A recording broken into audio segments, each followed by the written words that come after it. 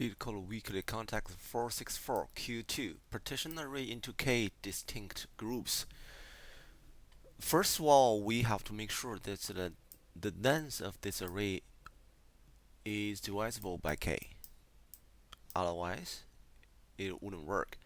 The second thing is, I want to count the frequency of each element. For example, in this 1, 1, 1, 2.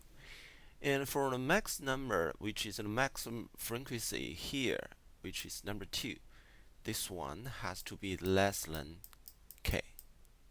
Otherwise, it wouldn't work.